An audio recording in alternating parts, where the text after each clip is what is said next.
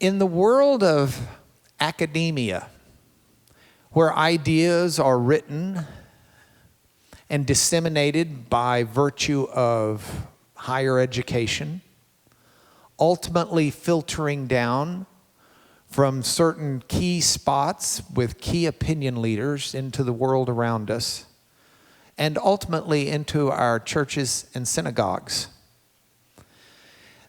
In that academic world, there has been a wave for well over 100 years that challenges the validity and the authenticity of much of what we find in Scripture.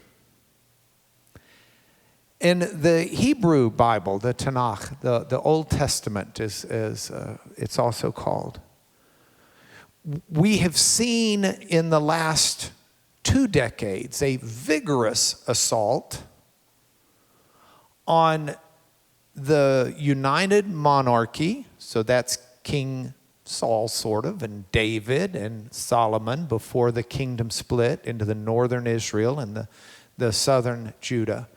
But we've seen an assault on whether or not that existed in any way, shape, or form like is portrayed in the Bible. And one of the key archaeologists in Israel, named Israel Finkelstein, is one of the thought leaders who has written popular books, given popular interviews, been in popular journals like National Geographic, espousing the view that if there was a David, he was no regal king over an empire. He was rather akin to Pancho Villa, a bandit of sorts with a ragtag group of people. And you think, well, that's just, no, this is a major thought leader in this area. His views, in my opinion, were academically destroyed by the speaker that we're going to have tonight, who, through archaeology, has provided a better glimpse into the 10th century of Israel. So I'm excited to have him share with us what he's got to share. But there are a couple of words that you will need to know. He will pepper his language with place names that will sound totally foreign to you because he pronounces them properly. We pronounce them the way we do in Texas. Wait till you hear what he calls Lakish. It's not even a lake.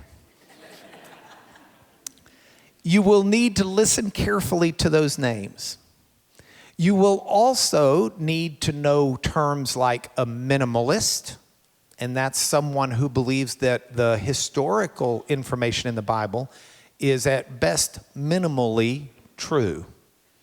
It's nothing that of any great accord. A maximalist or a textualist is someone who believes much more so in the authenticity and accuracy of the record that's given. I'm sure there will be other terms that he'll pepper with. Don't hesitate when you're writing your questions to write basic questions as well as questions that you may be intrigued by on a more significant level. Now, having said that, I want to introduce to you Professor Yosef Garfinkel. If you read about him, you'll see he's a professor of archaeology at Hebrew University of Jerusalem, also head of the Institute of Archaeology. You'll see he's been a visiting scholar at Harvard, Yale, Oxford, and Cambridge. Join me in welcoming him.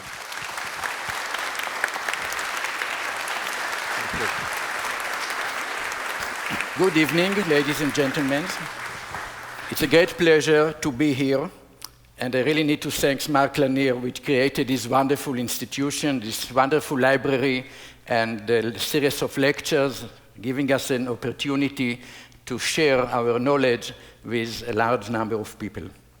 I also like to thank this wonderful the library staff that organized my tour and took me to the airport and back and forth. Some of them even participated in the excavations, so this is really wonderful. And anybody who wants to participate in the future is, of course, most welcome. So thank you for joining me this evening, and I will try to take you to a journey to a place which is very far away from Texas, but quite close to everybody's heart. And this is King David, one of the most famous figures in human history. Where are we? We are not in the United States of America. We are in the Near East. You can see here the Mediterranean Sea, the eastern part, Turkey in the north, Egypt in the south, and to the east, you have the Levant with Israel and modern-day Israel, Lebanon, and Syria. In antiquity, in a very small area, we have the kingdom of Judah. This area, if you drive with a car from one side to the other, it will not take you more than 1 hour. And in the time of David, probably the entire population was maybe 5,000 people. So we are not talking here about a huge area. We are talking about a rather small area. But why it's so important? Just because of one reason. They wrote the Bible. They wrote the Old Testament. And David. What do we really know about David from historical point of view? And this is not just David, it's the whole story about the kingdom of Judah, because he was the first king that established Jerusalem. And then the question is, since all we know is from the biblical tradition, or at least most of the knowledge, is this tradition accurate? And here came archaeology to help us. So what archaeology can contribute? And another question is, of course, the chronology. When David ruled. You can see here that it's written 1000 BC. But where is it written that Jesus was 1,000 years after David? So how do we know the date of David? In itself, it can be a lecture, a whole lecture just about the chronology. But I will make it very short. The trick is to combine biblical chronology and Egyptian chronology. According to the biblical text, David ruled for 40 years, and then Solomon ruled for 40 years, and then in the time of Rehoboam, the son of Solomon, in the 5th year, there was a campaign of an Egyptian pharaoh. In the Bible, his name is Shishak. Now we go to Egypt, and we're trying to see when this Shishak ruled, and when was the campaign to ancient Israel. And the date, more or less, is 925 BC. But nobody's sure exactly about this date, and some people would like to take it up even by 10 or 20 years. But if we take 925 plus 5 years of Rehoboam, plus 40 years of Solomon, plus 40 years of David, what do we get? 1010. So I should write here 1010 BC. But the point is that nobody knows exactly if 925 is 925. 40 years in the biblical tradition, it's mean one generation. So 40 can even be 42. But 40 can be 37 or 35 or who knows exactly. So 40 is a rounded number. That's why I also prefer a rounded number. David ruled at about 1000 BC. This is the best we can say. For thousands of years, the biblical tradition has been accepted as representing accurate historical data. You can see here some of the greatest scholars in biblical studies and archaeology and ancient history from the 20th century BC, Professor Albright, Professor Benjamin Mazar, Professor Yigael Yadin. All of them didn't accept the biblical tradition and that it says indeed accurate historical memories. But this has been changed about 40 years ago in a very severe way, and it happened first in Copenhagen in Denmark, and then in Sheffield in England, and then it spread all over, including Israel, Tel Aviv, for example. Even in Jerusalem, we have some scholars who are accepting these ideas, and all over the world. And this group is, you can see together, is called Minimalist. What's the idea of the Minimalist? They said we don't believe even in one word that's written in the Bible from historical point of view. And if we want to see, if we want to study anything about biblical history, we need to look at document outside of the Bible. So if something is documented in Egypt, it's okay. If something is documented in Mesopotamia or other place, it's okay. And then they will start looking at sources, historical sources out of the Bible. And who is mentioned first from the time of the kings? Ahab. Okay, King Ahab is mentioned for the first time by Shalmaneser III in the middle of the 9th century BC. So this is 150 years after David. So this is the beginning of historical sources, or this is the beginning of history in the Bible, the time of Ahab or his father, the Omri, so the Omrite dynasty in the middle of the 9th century BC. And what's about Judah? Judah is mentioned for the first time in Assyrian documents toward the end of the 8th century BC. This is almost 300 years after David. So this was the idea of the minimalist movement, and basically they said the earlier data about David and Solomon is all mythological. And that's why I called it here the mythological paradigm. Paradigm is a word concept. By the way, the minimalists themselves went in evolution, and there will be three phases and there are three phases in the development of the minimalist movement. The first one is the mythological. The second is chronological. I will explain what it is. And the third one is ethnic paradigm. So what is the mythological paradigm? You already know. The Bible was written hundreds of years later, and therefore David and Solomon, we have no scientific proof that they ever existed. So a united monarchy never existed. The kingdom of Israel was first, and Judah was much later. In 1993, this situation has been changed severely because of the excavation of Avraham Biran. You can see him here in this photograph. And Avraham Biran worked at Tel Dan for many years, about 20, 25 years altogether. And then in 1993, he discovered part of an inscription. You see the larger part. The two smaller parts were found a year later. Till today, we don't have the upper part and we don't have the lower part. We just have part of this inscription. And in this inscription, which is not even written in Hebrew, it's written in Aramaic, and there is an Aramaic king, probably Hazael of Damascus, and this king saying in this inscription, I killed 70 kings. I killed a king from Israel and a king from the house of David. And here we have house of David, which means dynasty of David. So only since 1993, we have a scientific proof that David existed.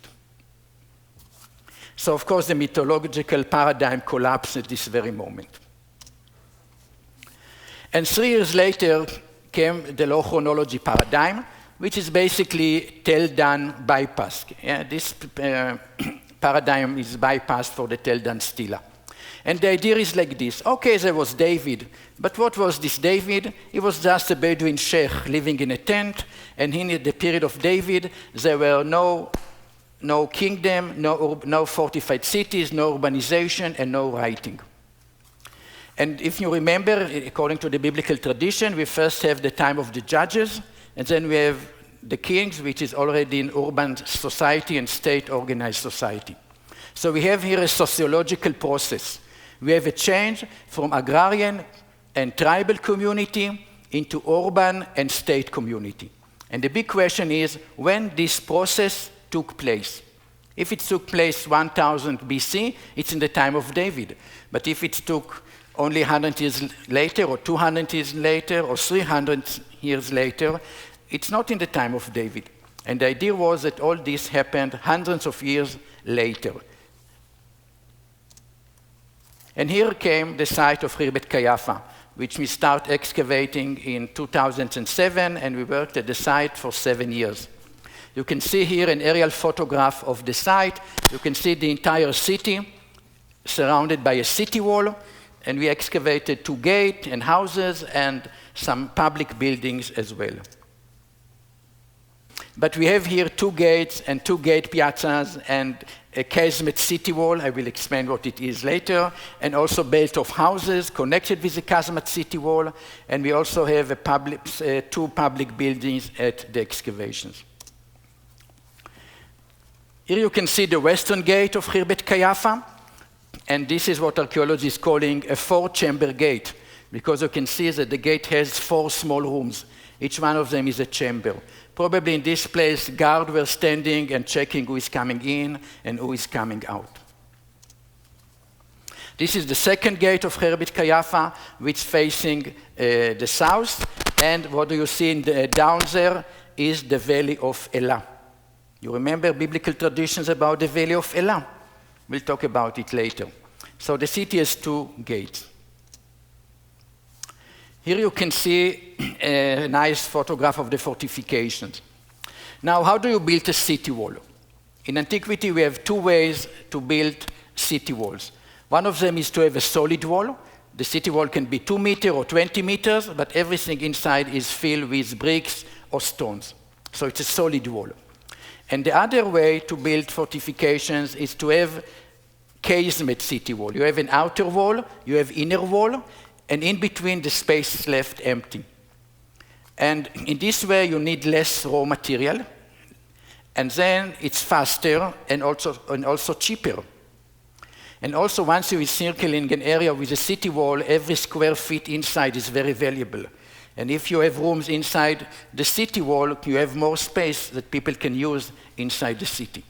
So this building technique has a lot of advantages. And it became popular in the time of in the period of the kings, in the biblical period. We don't have it in Canaanite site, and it's something that has been developed in the time of the kings of Israel and Judah. This is our best preserved casemate, withstanding for more than 2 meters. So we have a wonderful preservation at the site. This site was suddenly destroyed. It was built, and after 20 or 30 years, it has been destroyed. How do we know that it lasted only 20 or 30 years? You know, when people living in the same place for a long time, they're changing one room, they're adding a balcony, they're building new wall, they're changing installation, and so on and so forth. In Khirbet Qeiyafa, we have only one phase. We have a floor, and that's it. Nowhere we have a wall on top of a wall, installation of top of an installation, or anything like this. So you really see that the city existed a very short time. I don't want to say 5 years, because I don't know how long, but it didn't last more than 1 generation. And it was suddenly destroyed. When it was destroyed, it was a horrible catastrophe to the people who lived there. But from archaeological point of view, it's a gold mine, because everything that was left at the city has been buried and remain to be excavated. And in this respect, Khirbet Qeiyafa is a biblical Pompeii. You know the story of Pompeii, where it was suddenly destroyed by a volcano and everything was frozen inside. So something very similar happened at Khirbet Qeiyafa. And the site is extremely rich with pottery, 100,000 pieces of pottery. We have a lot of metal objects, and usually we don't find many metal objects in excavations because they are recycled. If you have a pottery vessel that was broken, you can do nothing with the pottery shards. So they are left, and they are found in very large quantities in the excavations. But metal objects are recycled, so usually you don't find them. And we were quite lucky to have about 100 objects made from bronze and from iron, and even 2 small pieces of gold were found at the site of Khirbet Qeiyafa. We also have few inscriptions. I will talk about them later. And here on top you can see a special type of pottery. It is not locally pottery, like most of the pottery of the site, but it was exported from Philistia, which is nearby. And then the big question here is, of course, what is the dating of this city? And we sent olive pits for radiocarbon dating to Oxford University. First we have 4 or 5 olive pits, then 10, and then even now we have about 30 samples that were sent for radiocarbon dating. And look at the big surprise. Where are all these olive pits dated? Some of them are a bit before 1000 BC, and then some of them are a bit after 1000 BC. So what is the indication here? That we have a fortified city in Judah from the time of King David. Once we have the radiocarbon dating, the first result, we have a full page in the New York Times, and then National Geographic magazine, and then BBC, CNN, and all the and all the media in the world kept on writing about Khirbet Qeiyafa, season after season. And when I asked, and people were asking me, who's making such wonderful PR for you? And I said, King David. So just look now at the minimalist strategies. In the early 1980s, we have the mythological paradigm that has been suggested, but it has been collapsed thanks to the Tel Dan inscription, which mentioned House of David. Then came low chronology paradigm, but it has been destroyed by the Khirbet Qeiyafa dating, because nobody can argue anymore that urbanism started in the area of Judah at the 7th century or the 8th century, because it started at 1000 BC. And then only 10 days after we published our first results, there was already an article in an internet journal which claims that Khirbet Qeiyafa is a Philistine site. You know, we are on the border between Philistia and Judah, so who knows who lived in the site? And so some people suggested that the site is or one scholar suggested it's a Philistine site. 4 years later, he wrote an article that this is a Canaanite site. And a few years later, he said that Khirbet Qeiyafa is so complicated, we should stop writing articles about it. And other people suggested that it's a site built by Saul, belonged to the kingdom of Israel. Israel is okay, but not David. And we think that the site is Judean. And now you see why I call the third phase ethnographic paradigm, because this is today the big question. All the debates today are not about mythology, are not about chronology anymore. All the discussions today is about the ethnic identifications of Khirbet Qeiyafa population. This is today the big question. As you can understand, all this was just the introduction to my lecture. And now I will start the lecture itself. And the lecture is Khirbet Qeiyafa a Judean city? This is the question, this is the debate. I have many arguments, and I will present here only 6, because otherwise I have to talk till midnight, if I'll present all the arguments and all the data we have. So there are 6 arguments. And what is the methodology? The methodology is like this. We're taking each one of them, which I will explain in a moment, and we compare it. We're doing here comparative analysis.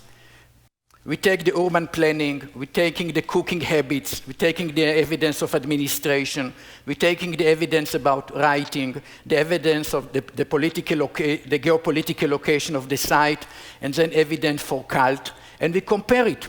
What is the cult in Philistine sites? What is the cult in Canaanite site? What is the cult or the urban planning or each one of them in site in the kingdom of Israel? And what are the evidence in Judah? And as I will show you, and there's many archaeologists here, so I cannot bluff you because you don't know archaeology. Everywhere that I'm saying, there are 20 people at least that know better than me. So I will compare each one of these aspects to the other cultures around and Judah, and then we'll see if Khirbet Qeiyafa is more Canaanite or more Philistine or more Judean or more Israelite. Okay, you understand the method. It's very important that you understand the scientific method, how we are working. So the urban planning, as I already mentioned before, and let's move here. We have a casement city wall. You see the city wall, very massive and big stones. Some of the stones are up to 8 tons. So you need a lot of engineering knowledge, how to quarry such stones, how to move them, and how to build with them. And then we have the private houses. And you see the small walls, the walls which are much thinner? These are the private houses. Now you can see that the person or the people or the family that live in room 1 could use the nearby casement because you have a doorway leading into the casement. And then if the people who lived in room 2 can use the nearby casement, and the people who lived in room 3 can use the nearby casement. And altogether around the site, there are about 100 casements. How do we know this, by the way? Each casement is about 6 or 7 meters, and the entire periphery of the city is about 700 meters. So there were about 100 casements around the city. Where else do we have such urban planning, where we have casement city wall and houses abutting each other? We have today 5 examples like this. We have them in Tel El Natzbe, we have it in Tel Bet Mirsim, we have it in Be'er Sheva, we also have it in Khirbet Qeiyafa, of course, and in Bet Shemesh. And now in Gezer, you have something similar. So maybe we have 6 sites by now. Anyhow, all these sites that I mentioned, Tel Natzbe is north of Jerusalem, and Be'er Sheva and the other site, all of them are in the territory of Judah. We don't have any site like this in the coastal plain where we have the Philistine, in Gaza, Ashkelon, Ashdod, Ekron, or Gat.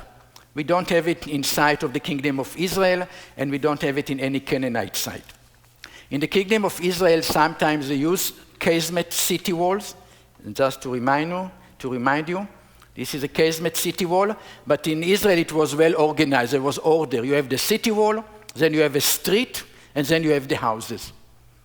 But when you combine the houses and the city wall together, it's raising a question. What is the casemate? It's private or public?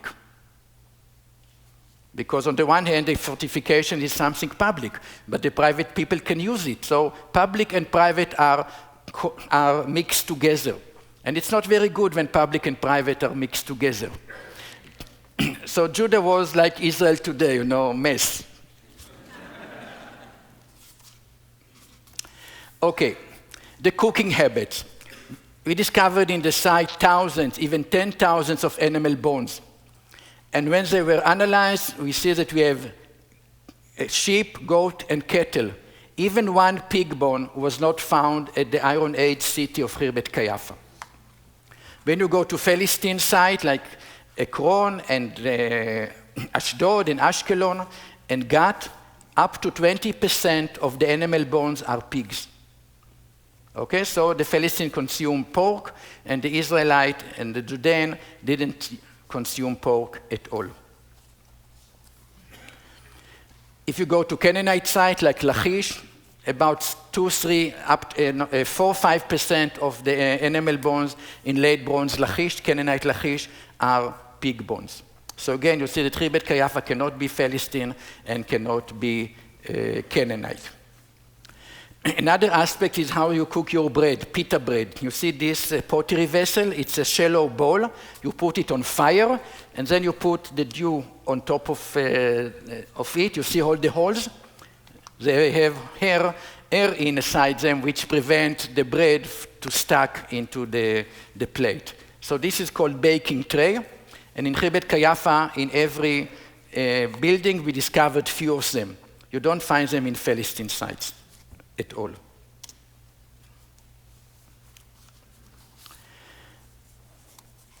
Okay, the next aspect will be administration. You see these handles which has a finger impression on them.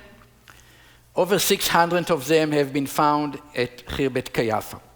What are they really? You can see here, we have jars, a large number of jars. This is just a small example, but hundreds of jars were found at the site. Most of them has 2 handles, but some of them has 4 handles.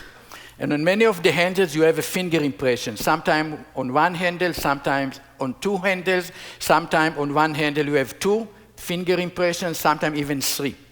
So there's some information encoded in these handles.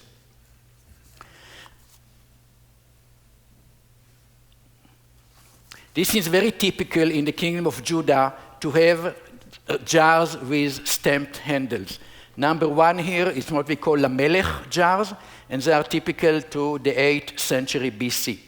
Number 2, you see the rosette, like a flower. They're called rosette impression by archaeologists, and they are typical to the 7th century and early 6th century BC. You see number 3, you have a lion impression. They are typical to the end of the 6th century and early 5th century BC. And number 4 is what we call Yahud impression. You don't have a decoration, just an inscription. They're typical to the Achaemenid period when Israel was under Persian rule. And number 5, I don't have a good picture, but it's a star, and you have letters, Jerusalem, around it. Now, what are these things? First of all, from our point of view, even if we don't understand what it is, the habit of impressing jar handles is not known in Canaanite site, is not known in Philistine site, and is not known in site in the Kingdom of Israel. So it's typical Judean concept. The question now is how to explain it. So let's go back here. How do you pay tax today? Nobody likes to pay tax, I assume. So how do we pay tax? When you have a salary, the government immediately takes 20-30% of it, okay? But this is possible to do today when we have money. But what's happened in antiquity? Coins were invented only 400 years later.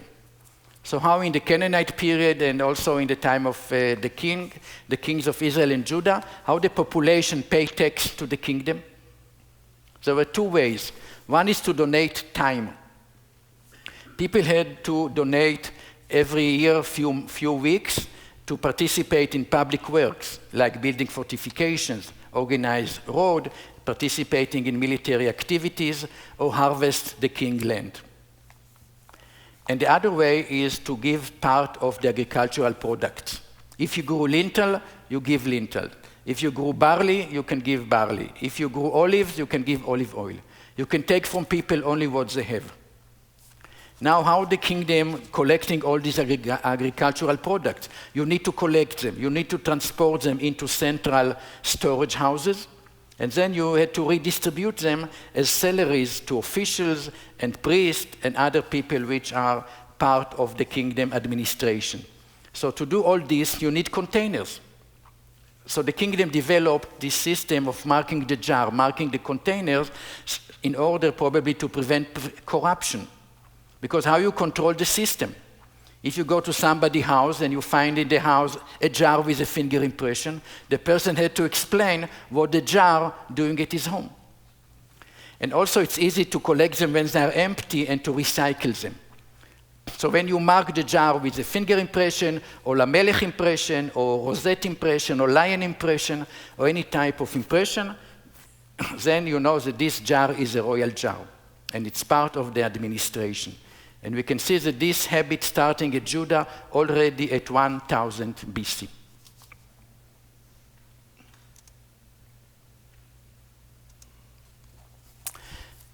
Writing. Before our excavation at Khirbet Qeiyafa, even one inscription was not known in the 10th century BC in this area. And indeed, people claim that there was no knowledge of reading and writing in Judah, so it was not possible to document historical knowledge. And when the Bible was written in the Persian or Hellenistic period, nobody knew what happened hundreds of years earlier. And that was a great excitement when this inscription was found already in the second season of excavation in 2008. We have here 70 letters organized in 5 rows. It started with Al Ta'as. You see the first letter like capital A in English at the far edge. I can talk just about the inscription forever. I will not do it to you tonight, don't worry. But we discovered the first inscription. And a few seasons later, this is the second inscription. This is a jar, and here the letters are incised on the jar. You can see again the A, capital A, on the top. And here we have a name, Ishbaal, man of Baal. And this is Baal is also Ben, son, and the father is Beda. So what we have here is Ishbaal, son of Beda. Beda is a unique name. It was never found in any, it's not mentioned in the Bible, and it was never found in any other inscription. So it's a new name. Ishbaal, on the other hand, is well known. There are 5 people called Ishbaal in the biblical tradition, all of them from the time of David. But you know, Baal is also the name of a Canaanite god, and the biblical author didn't like it very much. So in some cases, they censorship and then change Baal to Boshet. It's almost the same letters, but Boshet means shame. So instead of being man of Baal, you became man of shame. So that's what happened to, for example, to the son of Saul. You remember that Saul was killed in the Gilboa, and after him, his sons that ruled after him for 2 years was called Ishbaal. But in Samuel, he's called Ishboshet. And in Chronicle, the original name has been preserved, and the same person is called Ishbaal in Chronicle. And we have a few other examples of people that their name has been censored and changed. But here we can see the original way of Ishbaal. Now, can you imagine that we will find a jar, Ishbaal, son of Saul? It will become a royal jar, or a royal name. But fortunately enough, it didn't happen to us, because if it would happen, nobody will believe it and say it's a forgery. It would be too good to be true. So I'm very happy with the Beda as the father. When we published it, it reached the newspaper all over the world, and we were invited to Prime Minister Benjamin Netanyahu with the jar. You want to see the jar. So here we are in front of Prime Minister. But can you imagine, we were noticed only 2 hours ahead that he wanted to see us. So that's why I'm with the jeans, just caught me in the middle of Jerusalem, and we didn't have even time to have something more decent. At least the Yanir Library gave me a few months' notice. Okay. And this was a great opportunity, because there were plans to build neighborhoods all the way up to the site. And once we have this meeting with Prime Minister, I have a chance to tell him about the site and the situation, and to convince him that the area around the site should become a national park and not a neighborhood. And indeed, we managed to cancel 1,300 apartments. Think about the huge damage that Ishbaal caused to Israeli economy. But let's go back to our topic here, and these are the 2 inscriptions. Where else do we have inscription in this period? After we published our Khirbet Qeiyafa Ostrakon, 2 years later, this here, what you see above, is a similar, another inscription was published from the site of Bet Shemesh, which is nearby Khirbet Qeiyafa. And another year or 2, another inscription was published from Jerusalem. Okay, so now we have, before Khirbet Qeiyafa, we didn't have even 1 inscription from the early 10th century. With this, I even didn't mention, but this script is not even Hebrew. It's called Proto-Canaanite or Canaanite script. So there were no inscription at all, and suddenly in 5-6 years, we have 4 inscriptions. Where are they? Jerusalem is, of course, in Judah. Khirbet Qeiyafa is in Judah. Bet Shemesh is near Khirbet Qeiyafa. So all these inscriptions are in the territory of Judah. They were not found in Canaanite site, Philistine site, or in the kingdom of Israel. And this is very logical, because once you have a kingdom, what is a kingdom? A kingdom is not something abstract. A kingdom is an organization where you send orders from the center all over, and then you get a report from the periphery to the center. And when you have these things of much more correspondence, a tribal community, you need many more people who know how to read and write. And this is reflected in the appearance of 4 inscriptions in the area of Judah and not in any other part of the country. Now, the geopolitical importance of Khirbet Qeiyafa, as I showed you before, it's overlooking the Valley of Elah. The Valley of Elah here is the border between Philistia and Judah, and the Valley of Elah is also the main road leading from the coastal plain, from the port of Ashdod and the port of Ashkelon into Jerusalem. So it's really a very strategic point. But this point is not important if you are Canaanite, and it's not important if you are part of the kingdom of Israel, and it has no meaning if you are a Philistine. So this is really something that's very important only if you are in the hill country in Judah. So it's not surprising that the battle between David and Goliath is located exactly where Khirbet Qeiyafa is. As you remember, the battle is in the Valley of Elah between Socho and Azekah. Azekah is 1 mile to the east. Socho is 1 mile to the east, and Azekah is about 1 mile to the west. And Khirbet Qeiyafa is exactly between Socho and Azekah. And here we have a very severe question. What is the relationship of the site and the story and the tradition? We have a tradition about this specific location, and exactly in the same place, we also have this fortified city, which was destroyed after a short period. I think it's quite clear. This area was a battle area between the Judean and the Philistine for generations.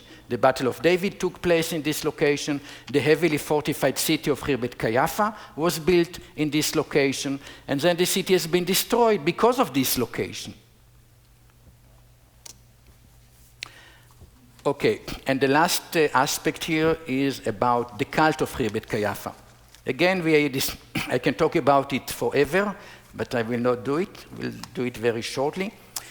We excavated about 10 houses and 60 rooms.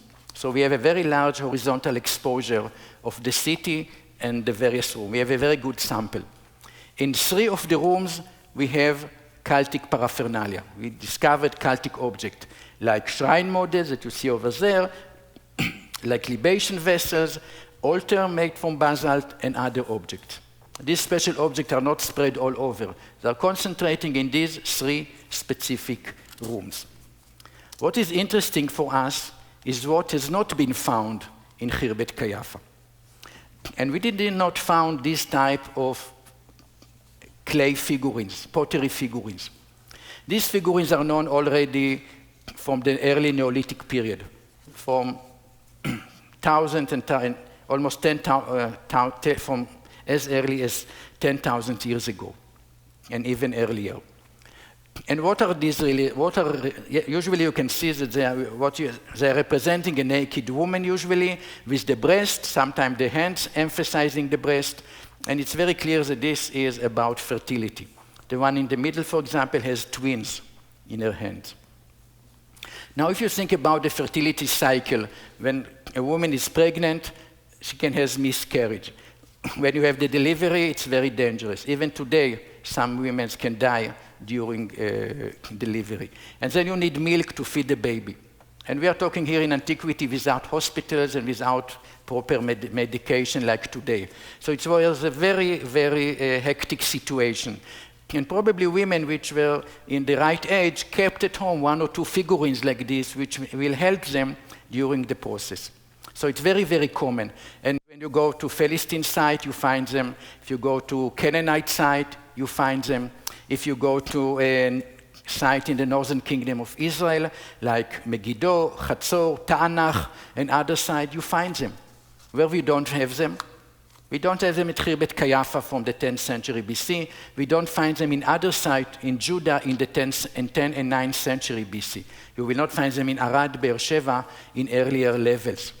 What is interesting is that when you go to Jerusalem in the 8th and 7th century, this is already 300 years and 400 years after Qeiyafa, you find 2,000 of them in Jerusalem. And this is probably why the prophets are talking against idols, because originally the cult was without idols. And then Judah, when it became bigger and richer, also accepted and foreign influence like figurines, and they came in. But in the beginning part, in the first 200 years, you don't find them in Judean sites. So again, if you look at the cult, you can see that Khirbet Qeiyafa is different than Philistine, Canaanite, or Israelite. Another thing that we found in our excavation are 2 shrine models. These are boxes which were used to keep God's symbols. And what's happened is that this one is of great interest because it has all kinds of motifs on it, architectural motifs, like near the roof, you can see the beams of the roof organized 3 together. This is called triglyphs. And if you look at the doorway, you can see that you have 3 recesses around, 3 frames around the entrance. This is what we call recess entrance. And when we read the biblical text about Solomon Palace and Solomon Temple, you can see that the same aspects are presented in the biblical text. This was not clear because the way these things are presented, the Hebrew name is tzlaot, which means ribs. And the lintels are called mashkufim, shkufim. And the sides are called mezuzah. And this term, mezuzah, was distorted a bit and became mechzeh. I will not go here into linguistic analysis, it's too complicated. Anyhow, this is the way that we are understanding the facade of Solomon's temple based on the biblical text after we analyzed it in according to the Khirbet Qeiyafa shrine model, building model. And here you can see how we are reconstructing the temple with windows and with, you see the beams of near the roof that penetrated a bit. These are the tzlaot. These tzlaot are mentioned not only in the description of Solomon's temple, but also prophet Ezekiel, when he described the temple, he said, and the ribs, rib to ribs, three together. והצלעות, צלע אל צלע שלוש. I know it's too complicated, but what I want to show you here that Khirbet Qeiyafa, indicating that the biblical tradition about Solomon's palace and temple is not something mythological. We have description of royal architecture at the text in the 10th century BC, and in the archaeology of Judah in the 10th century BC, we have representation of the same architectural motifs. And again, it's not in Judah, it's not in Israel, it's not in Philistia, and not in Canaanite sites. So I can summarize this part of my lecture. Why is Khirbet Qeiyafa a Judean city? And you can, and as I show you, we have a typical Judean urban planning. We have no pig bones, and we have baking tray for the cooking habit. We have stamped jar handles, which is a typical aspect of Judean administration. We have inscription. It's number 4, and we also have 4 inscriptions, so it's nice to see here. The geopolitical location in the valley of Elah, and then the cult, which we have no graven images, and we also have these architectural models which are similar to the textual description of royal architecture in Jerusalem.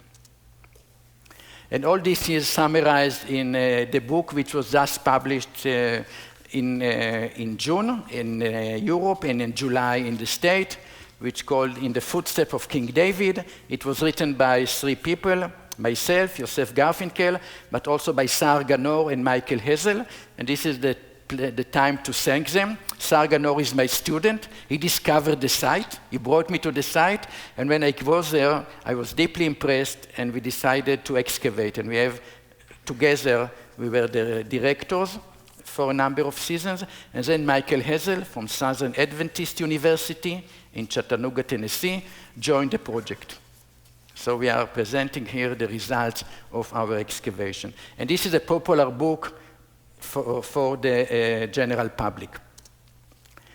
We also have a more scientific book. There is one copy of it in the Lanier Library. I even signed it 2 days ago, or yesterday. I think it was yesterday.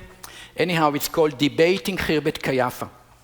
And here we are really using scientific language and arguing about various aspects. Some of them I didn't even mention in the lecture. But this will really, if somebody wants to know, to be updated with what's going on in Khirbet Qeiyafa on the scientific level, this is the book. And if you want to know more or less, the first book that I mentioned will give you the relevant information. But now let's say that I convince you that Khirbet Qeiyafa is indeed a Judean city. Are you happy? I'm not happy. You know why? It's not enough. One city is enough. The whole kingdom of David is one site. I don't think it's good enough. So what shall we do? We should find a second site. And then the people in the future will find the third site and the fourth site, okay? And here again, Sar Ganor make miracle. He find another site from the time of King David.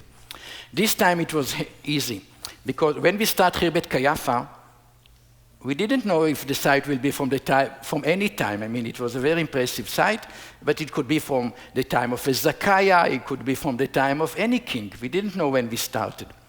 But after we excavate Khirbet Qeiyafa and we have the pottery, we knew how the pottery from the time of David looked like.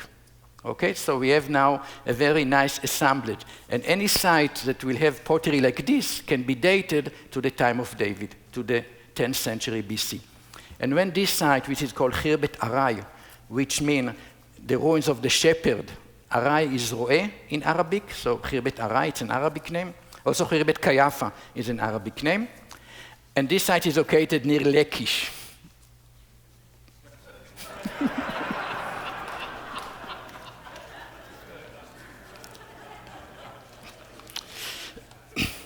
So, Sarganor make a survey in this region of Khirbet al Ra'i. He make a larger survey, but on this site, on the surface, he found pottery like Khirbet Qeiyafa. So, of course, we couldn't resist it, and we started a project here. And we excavated in a number of areas. And in area B, we found evidence for activities from the time of King David. Now, this site is not a big and nice city like Khirbet Qeiyafa. It's a village. So now we can write a book as a city and a village from the time of David. Okay? What is, again, very special is the location of the site. Like Khirbet Qeiyafa, which is sitting on the border between Philistia and Judah and on a main road, which is the Valley of Elah, this site is located between Judah and Philistia, but on the Lachish Valley, opposite Ashkelon. So it's a main route leading from Ashkelon to Hebron. And Lachish is just in the middle, and Khirbet al Ra'i is 3 kilometers further toward the border. So you see here a very similar photo like you saw in Khirbet Qeiyafa looking at the Valley of Elah, and this Khirbet al Ra'i looking at the Lachish Valley. And the best preserved part from the time of David are these 4 rooms. I cannot show you a whole city. 4 rooms, 1, 2, 3, and 4. These rooms were suddenly destroyed, and we produced enormous amount of pottery. Just for room 3, there's about 70 or 80 complete vessels. So it was really a storage room. And we also have, we discovered seeds that were sent for dating to Oxford University, the same laboratories that analyzed Khirbet Qeiyafa, and we have the same date, about 1000 BC. So we have the same pottery and the same date, which is a wonderful thing. And we, okay, here you can see one of the rooms. Look at the massive stones, very impressive architecture. This is part of the destruction. You see complete vessels, which is a blessing because you don't need to spend money on restoration. Don't think that it's that simple. You know, the jars that I show you, every jar needs 5 days. 3 days to like a puzzle, to find all the pieces, 1 day to glue, another day where you have some part missing to put plaster instead. And the cost is about $1,000 for 1 jar. So if you want to restore 20 jars or 30 jars, think how much it costs. So when you have complete vessel, we are very happy. Here you can see some of this is only half of room 3. I told you that there was enormous amount of pottery. In 1 season, we excavated half. These are the results of the restoration from 1 half. And now the other half of the same room has been excavated, and they are continuing the restoration of the other room. So if I summarize now, and this is really the end of my lecture, what now all this excavation can tell us about the historical King David? One, that we have urbanization and not just villages. 2, we have pre-planned cities. Because the map of the site was distorted, I couldn't talk about it. But think about, you have casemate city wall and houses, and they're abutting each other. You cannot build a house here, a house there, and suddenly the city wall will be connected to the houses. So everything was planned before they put the first stone. They already knew how the city going to look like. And where are the 2 sites are located? On the border and on where you have a main road. So we can talk about fortified, defined borders. 1 against Gath, 1 against Ashkelon. We have administration, the jars with the finger impressions. We have evidence for writing, just in this region, again, because we have a beginning of a kingdom, and you need all these administration and writing to control the area and the population. And we also have a new cult, which is different from the cult of the nearby cultures. And I emphasize the location of the 2 sites, Khirbet al Ra'i opposite Gath, Khirbet al Ra'i opposite Ashkelon, and what can be better than finish with David lament over Saul? Tell it not in Gath, publish it not in the street of Ashkelon. Okay, there were 5 Philistine sites. Ashdod is far away, Ekron is far away, Gaza is far away. So David relating to the 2 cities which are closest to Judah. Thank you.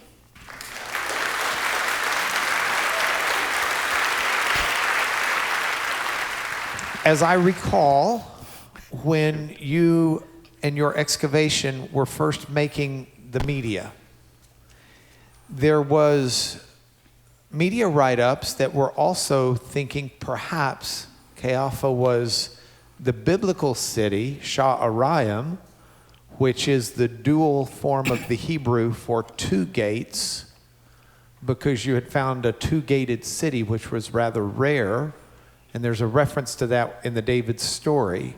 Do you believe that Sha'arayim, the biblical Sha'arayim, is what we now call Qeiyafa?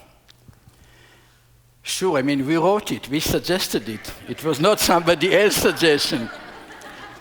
I didn't talk about it because I cannot talk about everything in the lecture.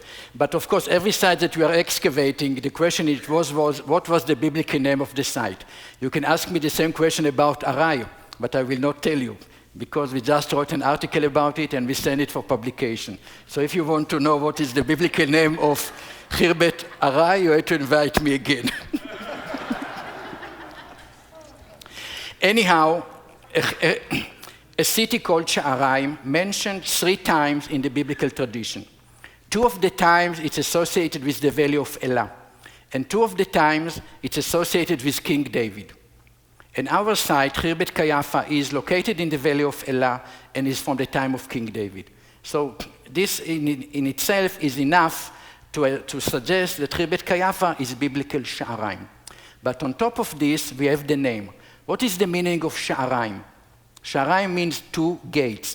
Now, most of the sites that we have in Israel or that have been excavated has only 1 gate, because the gate is the weakest part of the fortification. You have a city wall built from mud or from mud brick or from stones, and what is the gate? Only wood. You have a wooden door.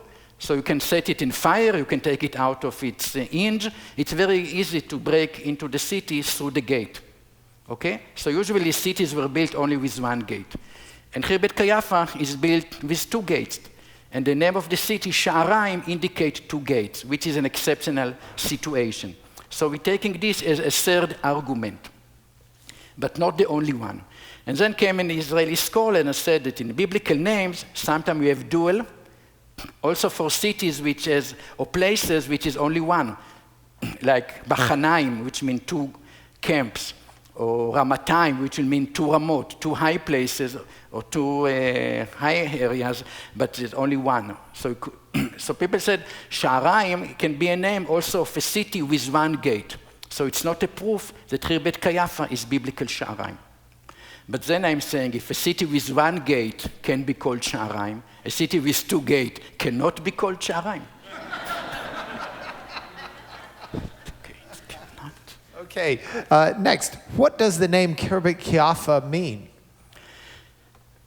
Believe it or not, it's not very clear, and it has even been suggested that the Caiaphas family came from Khirbet Qeiyafa, which will even make it part of the New Testament, not just the Old Testament. But this is, of course, not possible. Khirbet Qeiyafa is an Arabic name, and it can be maybe a beautiful place, like Kef, Qeiyafa. It's a beautiful place. And another interpretation that has been suggested is that Cape is also mean rock in Arabic, and it might be the ruins.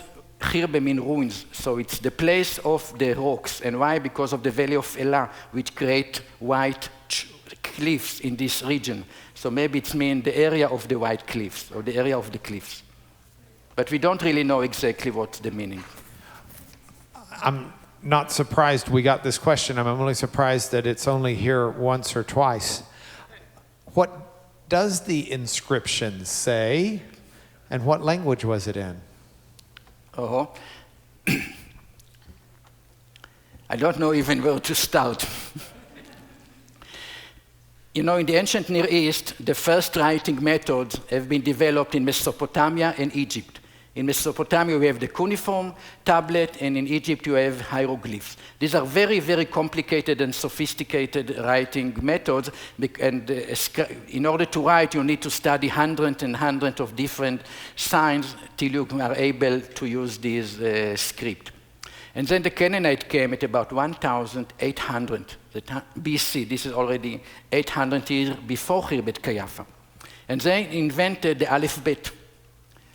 This is probably one of the most important intellectual achievements, that you have a very simple method of reading and writing, which enable everybody today to read and write. And our inscriptions are written in this type of Canaanite script. They are not even Hebrew or Phoenician. So they are very, very early in the evolution of writing. And in this stage of writing, there was no standardization. When you write, you can write from left to right, from right to left, even boustrophodon, which means as the ox plow the field, one row like this, one row like this, one row like this, one row like this. And our epigraphist, when he tried to decipher the inscription, he tried all possibilities, to read it from left to right, and then from right to left, and then boustrophodon. And then in the end, it turned out that the best reading is from left to right each time. And the part that we have, as you may notice, we are at the edge of the pottery shirt, so maybe it's broken and one or two lines are missing. It's also a possibility. But the beginning started with al ta'as, which means don't do. Wonderful letter. Maybe a wife sent to her husband, don't do. Anyhow, what is important here is the word ta'as, if it's indeed ta'as. Because in Phoenician and Canaanite, they will use another verb. They will use pa'al. And only in Hebrew you use the word ta'as. The word to do in Hebrew is different than Canaanite or Phoenician. And that's how it's turned out, or it has been suggested that this inscription is the earliest alphabet inscription ever found. By the way, all these four inscriptions are all written in this Proto-Canaanite script. And only in 50 years from this moment, it will be changed to what we call Phoenician script. Wonderful. How tall would the fortified walls have been? It's hard to know, because usually we have only the foundations or just the lower part. But when you see Canaanite cities or Israelite cities in Assyrian or in Egyptian document, you can see the height of a person, and then you can see the height of the city. And so we can estimate that the city were maybe 6 meters or 7 meters. And then the gate area is always higher, taller. So the gate could be even a few meters higher than the city wall. Because the gate, as I told you, is the most venerated part of the city. So they fortified it much strongly, so it will be harder to get close to it. So 20 to 25 feet for the walls. Okay, the casemate walls, you've got that section between the outer wall and the inner wall, which was also a wall into the home. Mm-hmm. What would cover that? This will be the top of the city wall. I think that the lower part was used for the family, but then you have the roof. And what was the roof really? It was a kind of road that encircled the whole city. And if an enemy coming from here, soldier can run quickly on top of the city wall and run to wherever is needed. Do you find evidence of the city wall having crumbled into the casemate? Is that part of what you were having to dig out, or? Yeah, what happens is that when the city came out of use, things collapsed. So the roof and the upper part of the houses, everything collapsed in. So all the site, all the houses and all the casemate were covered with stones. Yeah. Did you find any timber or anything else you were able to date other than the olive pits? We didn't find timber, and the city was not burnt. And I think that what's happened here is that when you have an Egyptian army or Assyrian armies that came and conquered the city, and they are marching from hundreds of kilometers, they came to destroy. So they put everything in fire, and then everything is lost in the city. But if it's just fighting between neighbors, Gath and Qeiyafa are only 8 miles away. When the Philistines probably conquered Qeiyafa, what did they do? They dismantled all the wood and took it. They robbed everything that was possible to rob and take it home. What is all the fun about war if not to loot your neighbor? Is the site currently protected from poachers? Poachers being looters, Illegal. thieves, Not really. Oklahomans. Just as a joke. I didn't mention, but on top of the Iron Age city, we also have a level from the Hellenistic and Persian period, late Persian and Hellenistic period. When we excavated it, we have a metal detective go over the site, and we have about 600 coins uncovered at Khirbet Qeiyafa. Many of them are silver coins from the Persian period. They are very rare. Some of the specimens that we have never found before in other excavations. We also discovered large tetradrachma coins of Alexander the Great. So Khirbet Qeiyafa is the only site that David and Alexander met, probably. But why I'm telling you all this? Because people in Israel who collect coins like to go with metal detective in archaeological site, and when it's buzz, they dig and take the coins. And when you visit Khirbet Qeiyafa, many times that I visited the site, I see these small holes which were dug by people who are looting coins. Which brings up the next question. Describe how sites like this are found or identified. Well, we have a there was very systematic surveys in Israel. Already the British make a huge surveys in the middle or in the 1870s, or in the 1870s it has been published. So this was the first people that really make systematic archaeological surveys and looking for archaeological remains. And since then, other people make a lot of surveys. In the Shfela region, there was a guy called Yehuda Dagan that worked for 20 years and surveyed and documented thousands of sites. The Shfela region are the foothills? Yeah. The Shfela, in Israel, you have the coastal plain, the Shfela, the hills area, and then the mountains. Jerusalem and Hebron are on the mountains. And the big question is when the Judean king spread from the mountain into the lowland. Okay. So how did your student discover this site? This site, by the way, is mentioned already in 1850. This is 160 years before we start excavating by a French traveler. His name was Victor Guérin. He was probably a French spy that came to see what's happening in the Ottoman Empire, because he wrote this information only after 20 years. But he was the first one to mention Khirbet Qeiyafa. I'm not even sure that he visited the place, because he said, I visited Bet Natif, a large village nearby, and then he said, on the other hill, there is a place called Khirbet Qeiyafa. So did he visit the place, or didn't visit the place? I don't know, but he's the first one to mention it. How many archaeological sites are there in Israel today? Altogether, it's about 30,000 archaeological sites. 30,000. How many of them have been excavated? Maybe 1,000. 1,000 of the 30,000 have been excavated. And when we say excavated, you did a thorough excavation, but a lot of these, you only excavate a very little bit, right? It depends on time and funding and manpower, how many volunteers arriving. So if you want us to have large horizontal exposure, you should come as a volunteers and participate in the dig.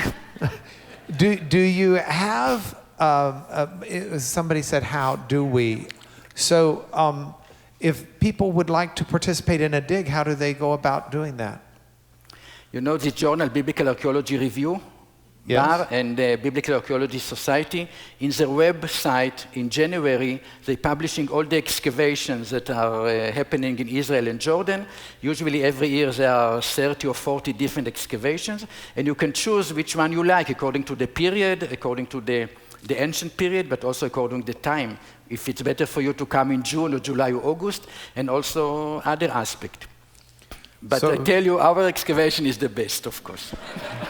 And he will say that, but Randall Price is digging at Qumran. Dale Manor is digging at Beth Shemesh. We've got a number of other people who might take issue. Sure. It's okay. I didn't say that I'm objective. Okay, just a couple more. I know we're out of time, but I've got at least two more that I want to ask you. Do you have an opinion on whether or not the present city of David in Jerusalem is the actual site, or just a guess? The name of the city of David is a modern term which was coined maybe 150 years ago or so. The problem is that in city of David, and Kail is sitting here, we have a lot of monuments, a lot of artifact, architecture from the time of the kings of Judah. But the question is if this building or this building can be dated to the time of David. Elat Mazar, which is quite famous, discovered a big building. She said, this is from the time of King David, the palace of King David. And I asked her, how do you know? Maybe it's the palace of Solomon. Said it's the same. But what's happened is that another scholar said, no, this is 100 years earlier. It's from the 11th century. Cahill thinks that maybe it's even 12th century, so it's 100 years before David. And other people claim that it's 100 years or 200 years after David. So you have 400 years. You can choose what you like. But in Khirbet Qeiyafa, you have radiocarbon dating, and then the date is fixed. And this is what we need. As a lawyer, you know that you need a proof. So in Jerusalem, so far at least, we don't have clear proofs that this building can be dated to the time of David. Which brings up a personal question that I'll ask you on behalf of everyone here. It has been suggested to me that we try to get Ms. Mazar to come speak here, one of our lectures, to speak as an archaeologist heading up the city of David. Does she do a good job? Would that be okay? Sure. Elat is a wonderful lecturer, and she's very prominent. If people think that I am very positive, she is much more than me. Last question. How do you respond to Finkelstein's claim that the pottery is misdated and he places Khirbet Qeiyafa in the Omri dynasty with Omri and Ahab? No, he never said this. The big debate with Finkelstein about Khirbet Qeiyafa was that Khirbet Qeiyafa is not Iron 2.8, but is earlier, and it's from the time of the judges, Iron 1. You want to put it in Iron 1. And so this was the first argument, that it's more in the 11th century and things like this. But nobody ever said that it's going so down to the middle of the 9th century. So I don't know who asked this question, but you probably don't remember well. Very good. Would you join me in saying thank you?